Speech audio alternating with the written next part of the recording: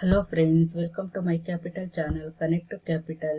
Friends, ಇದುವರೆಗೂ ಯಾರ್ಯಾರು ಇನ್ನೂ ಸಬ್ಸ್ಕ್ರೈಬ್ ಆಗಿಲ್ವೋ ನಮ್ಮ ಚಾನಲ್ಗೆ ಸಬ್ಸ್ಕ್ರೈಬ್ ಆಗಿ, ಲೈಕ್ ಮಾಡಿ, ನಿಮ್ಮ ಫ್ರೆಂಡ್ಸ್ಗೆಲ್ಲ ಶೇರ್ ಮಾಡಿ. ಫ್ರೆಂಡ್ಸ್, ಇವತ್ತು ರೈಲ್ಟೆಲ್ ಕಾರ್ಪೊರೇಷನ್ ಆಫ್ ಇಂಡಿಯಾದವರು IPO ಬಿಟ್ಟಿದ್ದಾರೆ. ಫೆಬ್ರವರಿ 16 to 18 ಫೆಬ್ರವರಿ ತನಕ IPO ಓಪನ್ ಇರುತ್ತೆ. ಇದರ ಅನಾಲಿಸಿಸ್ ನೋಡೋಣ. ಇದು ವಿಡಿಯೋ ನೋಡಿದಾದ್ಮೇಲೆ ನಿಮಗೆ ಅಪ್ಲೈ ಮಾಡಬೇಕೋ ಬೇಡವೋ ಅಂತ ನಿಮಗೆ ಫುಲ್ ನಾಲೆಡ್ಜ್ ಬರುತ್ತೆ. ನೋಡಿ ವಿಡಿಯೋ ಇದು. ಮೊದಲನೇದಾಗಿ ಇಂಟ್ರೊಡಕ್ಷನ್ ನೋಡೋಣ. ಇನ್ಕಾರ್ಪೊರೇಟೆಡ್ ಆಗಿದ್ದು, ಇದು ಸ್ಟಾರ್ಟ್ ಆಗಿದೆ ಯಾವಾಗಂದ್ರೆ ಸೆಪ್ಟೆಂಬರ್ 26, 2000 ಸ್ಟಾರ್ಟ್ ಆಯಿತು. It is A public sector business unit only owned by the government of India and administrate by ministry of railways.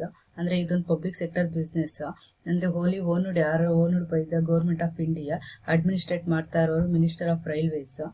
It is an information and communication technology infrastructure provider company, ಅಂದ್ರೆ ICT ಅಂತ ಏನ್ ಕರಿತೀವಿ, ಈ ಇನ್ಫ್ರಾಸ್ಟ್ರಕ್ಚರ್ನ ಇದು provide ಮಾಡೋ company ಇದು. The company was established with the key objective to modernise telecom infrastructure.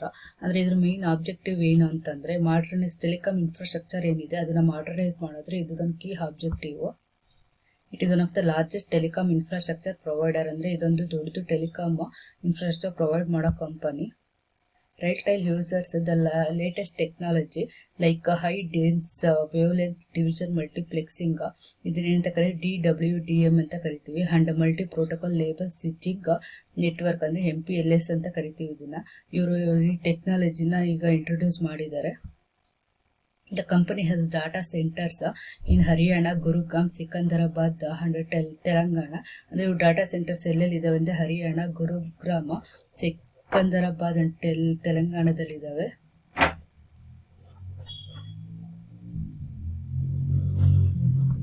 Next ಸ್ವಲ್ಪ key facts ಇದಾವೆ, ಇದೇನೇನಂತ ನೋಡೋಣ. One of the largest neutral telecom infrastructure providers in India with pan-India optic fiber network. ಅಂದ್ರೆ ಇದೊಂದು largest neutral telecom infrastructure provide ಮಾಡೋ company ಇಂಡಿಯಾದಲ್ಲೇನೆ. ಮತ್ತೆ diversified range of services, that is telecom network, telecom infrastructure, data centre and hosting and projects. ಅಂದ್ರೆ ಇದು diversified range of services ಇದಾವೆ. ಯಾವ್ಯಾವ ಅಂದ್ರೆ telecom network ಇರ್ಬೋದು, telecom infrastructure, data centre and hosting and projects. Next, operate an optic fiber network covering 59,098 routes kilometer and 5,929 railway station in India. ಅಂದ್ರೆ ಇವ್ರದ್ದು operate optic fibre network ಎಲ್ಲೆಲ್ಲಿ cover ಆಗಿದೆ ಎಷ್ಟೆಷ್ಟು ಅಂತಂದ್ರೆ 59,098 ರೂಟ್ ಕಿಲೋಮೀಟರ್ ಅಷ್ಟು cover ಆಗಿದೆ. ಮತ್ತೆ 5,929 ರೈಲ್ವೆ ಸ್ಟೇಷನ್ ಇನ್ ಇಂಡಿಯಾದಲ್ಲಿ ಇವ್ರದ್ದು ಆಪ್ಟಿಕ್ ಫೈಬರ್ ನೆಟ್ವರ್ಕ್ ಕವರ್ ಆಗಿದೆ, ಆಪರೇಟ್ ಮಾಡ್ತಾ ಇದೆ. ಮತ್ತೆ RailTel corporation as an execution right of way along 67,415 kilometers connecting 77,321 railway stations. ಅಂದ್ರೆ ಇವ್ರದ್ದು ಎಕ್ಸ್ಕ್ಲೂಸಿವ್ ರೈಟ್ ಆಫ್ ವೇ ಅಂತ ಕರಿತಾ, ಅದು 67,415 kilometers ಕನೆಕ್ಟ್ ಆಗಿರೋದು 7,321 ರೈಲ್ವೆ ಸ್ಟೇಷನ್ ಅಲ್ಲಿ ಇವ್ರದ್ದು ಕನೆಕ್ಷನ್ ಇದೆ. Centre network operator centre at New Delhi, ಅಂದ್ರೆ ನ್ಯೂ ಡೆಲ್ಲಿ ಇವ್ರದ್ದು ಸೆಂಟರ್ ಇದೆ. And 4 NOCs at Mumbai, Delhi, Kolkata and Secunderabad. Next it have 3,05,746 retail customers ಇದ್ದಾರೆ. ಇವ್ರದ್ದು 3,05,746 ರಿಟೇಲ್ ಕಸ್ಟಮರ್ಸ್ ಇದ್ದಾರೆ. ಅಂಡ್ 5,023 ಆಕ್ಸೆಸ್ ನೆಟ್ವರ್ಕ್ ಪ್ರೊವೈಡರ್, ಅಂದ್ರೆ ANPs ಅಂತ ಕರಿತೀವಲ್ಲ, ಅದು 5,023 networks access network providers to deliver the last mile connectivity. ಮತ್ತೆ ಕಂಪ್ನಿ ಪ್ರಮೋಟರ್ ನೋಡಿ, ಅಂದ್ರೆ ಇದು ಗೌರ್ಮೆಂಟ್ ಆಫ್ ಇಂಡಿಯಾ, ಅಂದ್ರೆ ಕಂಪ್ನಿ ಪ್ರಮೋಟರ್ ಪ್ರೆಸಿಡೆಂಟ್ ಇರ್ತಾರೆ. The president of India acting through the ministry of railways is the promoter of the company. ಅಂದ್ರೆ acting through the ministry of railways ಏನ್ ಬರ್ತಾರೆ ಇವ್ರ ಮುಖಾಂತರ president of India company promoter. Next RailTel IPO promoting holding ನೋಡಿ. Pre issue share holding 100% ಇದೆ. Post issue share holding data ಸಿಕ್ಕಿಲ್ಲ, ಅದು ಅಂದ್ರೆ ಇಲ್ಲ ಅದು. ಮತ್ತೆ ಒಂದು ಫ್ಯಾಕ್ಟ್ ಇದೆ ನೋಡಿ, the company has no listed, ಅಂದ್ರೆ ಪಿಯರ್ಸ್ ಯಾರು ಇಲ್ಲ ಇದಕ್ಕೆ ಲಿಸ್ಟೆಡ್ ಆಗಿರೋದು ಮಾರ್ಕೆಟ್ ಅಲ್ಲಿ in India that engage in a business similar to that of RailTel Corporation of India Limited. ಅಂದ್ರೆ ಈ ಕಂಪ್ನಿಗೆ ಪಿಯರ್ಸ್ ಯಾರು ಇಲ್ಲ ಕಂಪ್ನಿ ಮಾರ್ಕೆಟ್ ಅಲ್ಲಿ ಲಿಸ್ಟೆಡ್ ಆಗಿರೋರು. ಇದೊಂದು ಗುಡ್. ನೆಕ್ಸ್ಟ್ ಫಿನಾನ್ಷಿಯಲ್ ಸ್ಟೇಟ್ಮೆಂಟ್ ಇದೆ ನೋಡಿ, 4 year ಫಿನಾನ್ಷಿಯಲ್ ಸ್ಟೇಟ್ಮೆಂಟ್ ಇದೆ. ಟೋಟಲ್ ಇನ್ಕಮ್ ಮತ್ತೆ ಪ್ರಾಫಿಟ್ ಆಫ್ಟರ್ ಟ್ಯಾಕ್ಸ್ ವ್ಯಾಲ್ಯೂಸ್ ಎಲ್ಲ ಕ್ರೋರ್ಸ್ ಅಲ್ಲಿ ಇದೆ ನೋಡಿ. ಟೋಟಲ್ ಇನ್ಕಮ್ 2017 ಅಲ್ಲಿ 899 crore ಇದೆ. 2018 ಅಲ್ಲಿ 1,025 crore ಇದೆ. ಮತ್ತೆ 2019 ಅಲ್ಲಿ 1,017 crore ಇದೆ. 2020ನಲ್ಲಿ 1112 ಕ್ರೋರ್ಸ್ ಇದೆ. ಮತ್ತು ಪ್ರಾಫಿಟ್ ನೋಡಿ 127 ಕ್ರೋರ್ ಇದೆ 2017ನಲ್ಲಿ. 2018ನಲ್ಲಿ 156 ಕ್ರೋರ್ ಇದೆ. 2019ನಲ್ಲಿ 110 ಕ್ರೋರ್ ಇದೆ. ಮತ್ತು 2020ನಲ್ಲಿ 138 ಕ್ರೋರ್ ಇದೆ. ಸ್ವಲ್ಪ 19ನಲ್ಲಿ ಡೌನ್ ಆಗಿದೆ, ಬಟ್ ಇನ್ಕಮ್ ಮತ್ತು ಪ್ರಾಫಿಟ್ ನೋಡಿದ್ರೆ ಇಯರ್ ಟು ಇಯರ್ ಇನ್ಕ್ರೀಸ್ ಆಗಿದೆ. ಇದೊಂದು good growth. Next IPO details ನೋಡೋಣ. IPO ಓಪನಿಂಗ್ ಡೇಟ್ ಬಂದ್ಬಿಟ್ಟು February 16th. IPO closing date ಬಂದ್ಬಿಟ್ಟು February 18th. Issue type big built issue IPO. Face value ಬಂದ್ಬಿಟ್ಟು 10 per equity share ಇದೆ. IPO price ಇವ್ರು bid ಮಾಡ್ತಾ ಇರೋದು 93 rupees to 94 per equity share. ಮತ್ತೆ market lot ಬಂದ್ಬಿಟ್ಟು 155 shares. Minimum order quantity ಬಂದ್ಬಿಟ್ಟು 155 shares ಇದೆ. ಲಿಸ್ಟಿಂಗ್ BSE ಮತ್ತೆ ಆಸ್ ವೆಲ್ ಆಸ್ NSE ಎರಡರಲ್ಲೂ ಲಿಸ್ಟಿಂಗ್ ಆಗ್ತಾ ಇದೆ. ಇಶ್ಯೂ ಸೈಜ್ ನೋಡಿ 819.24 crore ಅಷ್ಟು ಇವರು ಇಶ್ಯೂ ಸೈಜ್ ಮಾಡ್ತಾ ಇದ್ದಾರೆ, ಅಂದ್ರೆ ಆಫರ್ ಫಾರ್ ಸೇಲ್ OFS. ಮತ್ತೆ ಮಿನಿಮಮ್ ನಾವು 1 ಲಾಟ್ ಬೈ ಮಾಡಬೇಕಾಗುತ್ತೆ. 155 ಶೇರ್ಸ್ ಆಗುತ್ತೆ. ಟೋಟಲ್ ಅಮೌಂಟ್ ಬಂದ್ಬಿಟ್ಟು 14,570 ಆಗುತ್ತೆ. ಮ್ಯಾಕ್ಸಿಮಮ್ 13 ಲಾಟ್ ಬೈ ಮಾಡಬೇಕಾಗುತ್ತೆ. ಟೋಟಲ್ ಶೇರ್ ಬಂದ್ಬಿಟ್ಟು 2015 ಶೇರ್ಸ್ ಆಗುತ್ತೆ. ಟೋಟಲ್ ಅಮೌಂಟ್ 1,89,410 ಆಗುತ್ತೆ.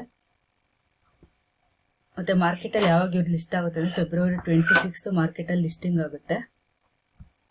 ಇದು IPO ಡೀಟೇಲ್ಸ್. ನೆಕ್ಸ್ಟ್ ಆಬ್ಜೆಕ್ಟಿವ್ಸ್ ಏನು ಅಂತ ನೋಡೋಣ. ಇವರು ಇಶ್ಯೂ ಮಾಡ್ತಾ ಇರೋದಕ್ಕೆ ಇದೇನ್ ಪರ್ಪಸ್ ಅಂದ್ರೆ to carry out the disinvestment plan.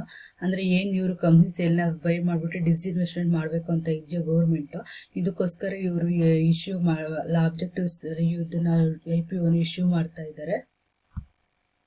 ಮತ್ತು ಹಚ್ಚೋದ benefit of equity share listing ಅಂದ್ರೆ ಸ್ಟಾಕ್ ಎಕ್ಸ್ಚೇಂಜ್ ಅಂತಿದ್ದಾರೆ. ಇದೆರಡು ಇವ್ರದ್ದು ಆಬ್ಜೆಕ್ಟಿವ್ಸ್.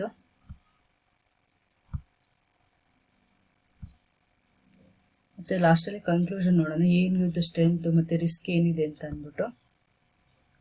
ಅಷ್ಟು ಸ್ಟ್ರೆಂತ್ ನೋಡಿ, the company offers a diversible portfolio of ICT service and solution including MPLS, VPN, leased line services, TPaaS, EPaaS services, data centre services, large network hardware system integration and software and digital services. ಅಂದ್ರೆ ಇವ್ರದ್ದು ಒಂದು ಇದ್ರ ಮೇಲೆ depend ಆಗಿರೋ portfolio, ಡೈವರ್ಸಿಬಲ್ portfolio ಇದೆ. ಇದೆಲ್ಲ service ಇವ್ರು ಕೊಡ್ತಿದ್ದಾರೆ. ಇದೊಂದು company strength. Next, the company has been consistently profitable since 2007 and has positive net worth since its incorporation. ಅಂದ್ರೆ ಇದು ಸ್ಟಾರ್ಟ್ ಆದಾಗಿಂದ ಒಳ್ಳೆ ಗುಡ್ ಪ್ರಾಫಿಟ್ ಅಲ್ಲಿ ಬಂದಿದೆ, ಪಾಸಿಟಿವ್ ನೆಟ್ ವರ್ತ್ ಕೊಡ್ತಾ ಇದೆ. ಇದೊಂದು ಗುಡ್ ಸ್ಟ್ರೆಂತ್ ಇವ್ರದ್ದು. ಮತ್ತೆ retail is professionally managed with strong corporate governance and senior management team with significantly industrial experience. ಅಂದ್ರೆ ಏನ್ ಇವ್ ಮ್ಯಾನೇಜ್ ಮಾಡ್ತಾ ಇದ್ದಾರೋ ಅವರೆಲ್ಲ ಇವ್ ಪ್ರೊಫೆಷನಲ್ ಇದ್ದಾರೆ. ಮತ್ತೆ ಸೀನಿಯರ್ ಮ್ಯಾನೇಜ್ಮೆಂಟ್ ಟೀಮ್ ಕೂಡ ಇವ್ರದ್ದು ಗುಡ್ ಇದೆ. ಇದೊಂದು ಇವ್ರದ್ದು ಸ್ಟ್ರೆಂತ್. ಮತ್ತೆ ಸಮ್ ರಿಸ್ಕ್ ಫ್ಯಾಕ್ಟರ್ಸ್ ಇದಾವೆ ನೋಡೋಣ. The telecommunication industry is India is highly regulated and changes in loss, regulation and government policies. ಅಂದ್ರೆ ಟೆಲಿಕಮ್ಯುನಿಕೇಶನ್ ಇಂಡಸ್ಟ್ರಿ ಏನಿದೆ ಇಂಡಿಯಾದಲ್ಲಿ, ಇದರಲ್ಲಿ ಜಾಸ್ತಿ ಲಾಸ್ ಮತ್ತೆ ರೆಗ್ಯುಲೇಷನ್ ಮತ್ತೆ ಗವರ್ಮೆಂಟ್ ಪಾಲಿಸೀಸ್ ಎಲ್ಲ ಚೇಂಜ್ ಆಗ್ತಾ ಇರುತ್ತೆ. ಇದೆಲ್ಲ ಇವ್ರಿಗೆ ಡೈರೆಕ್ಟ್ ಇಂಪ್ಯಾಕ್ಟ್ ಆಗುತ್ತೆ ಕಂಪ್ನಿಗೆ. ಇದೊಂದು ರಿಸ್ಕ್ ಫ್ಯಾಕ್ಟರ್ಸ್ ಇವ್ರಿಗೆ. The rate depends on and drives substantial portion of revenue from PSU customers and the Indian Railways and other GOI entities and the Government of India entities as well as state government. ಅಂದ್ರೆ ಇವ್ರದ್ದು business depend ಆಗಿರೋದು revenue ಎಲ್ಲಿಂದ ಜಾಸ್ತಿ ಬರ್ತಿದೆ ಅಂದ್ರೆ public sector undertaking ಅಂತ ಏನ್ ಕರ್ತೀವಿ ಈ ಕಸ್ಟಮರ್ಸ್ ಕಡೆಯಿಂದ, ಮತ್ತೆ ಇಂಡಿಯನ್ ರೈಲ್ವೇಸ್ ಮತ್ತೆ ಅದರ್ ಗೌರ್ಮೆಂಟ್ ಎಂಟಿಟೀಸ್ ಈ ಕಡೆಯಿಂದ ಇವ್ರದ್ದು ರೆವಿನ್ಯೂ ಜಾಸ್ತಿ ಬರ್ತಿದೆ. ಇದೇನಾದ್ರೂ ಸ್ವಲ್ಪ ಇವ್ರಿಗೆ ಅಡ್ವರ್ಸ್ ಏನಾದ್ರೂ ಎಫೆಕ್ಟ್ ಆದ್ರೆ ಡೈರೆಕ್ಟ್ ಆಗಿ ಅಡ್ವರ್ಸ್ಲಿ ಎಫೆಕ್ಟ್ ಆಗುತ್ತೆ. ಇದೊಂದು ಇವ್ರದ್ದು risk factors, main risk factors. Friends ನೋಡಿದ್ರಲ್ಲ ರೈಟೇಲ್ IPO ಅನಾಲಿಸಿಸ್ನ. ನಿಮಗೆ ಈ ವಿಡಿಯೋ ಇಷ್ಟ ಆಗಿದ್ರೆ ನಿಮ್ಮ ಫ್ರೆಂಡ್ಸ್ಗೆಲ್ಲ ಶೇರ್ ಮಾಡಿ. ಮತ್ತೆ ನೀವು ಈ IPO ಅಪ್ಲೈ ಮಾಡಬೇಕೋ ಬೇಡವೋ ಅಂತ ಈ ವಿಡಿಯೋ ನೋಡಿದ್ರಲ್ಲ ಇವಾಗ ಡಿಸೈಡ್ ಮಾಡಿ. ಮತ್ತೆ ನಿಮ್ಮ ಓನ್ ಅನಾಲಿಸಿಸ್ ಮಾಡಿ, ಇಲ್ಲ ನಿಮ್ಮ ಫಿನಾನ್ಷಿಯಲ್ ಅಡ್ವೈಸರ್ ಹತ್ರ ಅಡ್ವೈಸ್ ತಗೊಂಡು IPO ಅಪ್ಲೈ ಮಾಡಬೇಕೋ ಬೇಡವೋ ಅಂತ ಡಿಸೈಡ್ ಮಾಡಿ. ಈ ವಿಡಿಯೋ ನಿಮಗೂ ಕೂಡ ಇಷ್ಟ ಆಗಿದ್ರೆ ನಿಮ್ಮ ಫ್ರೆಂಡ್ಸ್ ಕೂಡ ಶೇರ್ ಮಾಡಿ.